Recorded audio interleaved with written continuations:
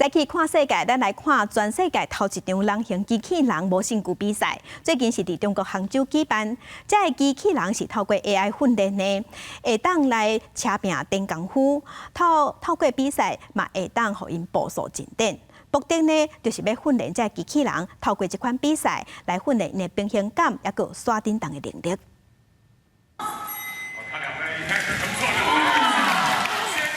伫擂台顶，两个木性过选手互相咧试探，过来就无客气，正面就直拳甲击倒，就算去用击倒，麦当时刷爬起来，搁再木，看甲边仔的观众一直拍鼓啊画赞。这场伫杭州举行的木性比赛，创下全球头一个由人形机器人取代正人来比赛。比赛规则和正人同款，机器人扭了的骹手，互大家真意外。 机器人也要拍木性，是因为采用电影制作用的动作分析技术。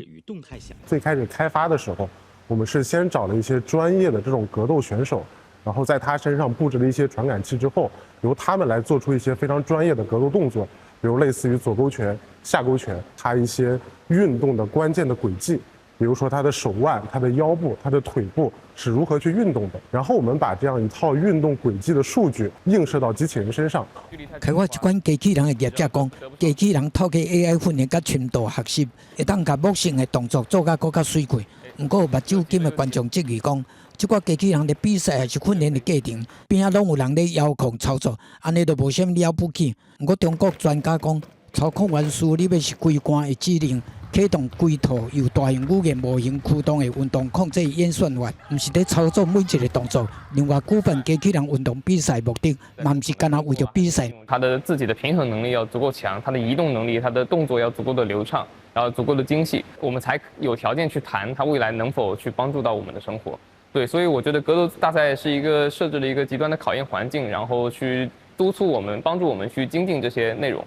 业者希望人形机器人有迄种更较会堪的相容的平衡感，动作变较流利、幼稚了，未来会当伫个产业甲家庭的使用有更较好的表现。业界估计，中国顶个月宣布讲，人形机器人的市场规模今年预计会达到82.39亿的人民票，大约占全球50%。大无2月的时阵发布的报告讲，中国人形机器人的产业规模已经领先西方。讲是新闻詹慧敏编译。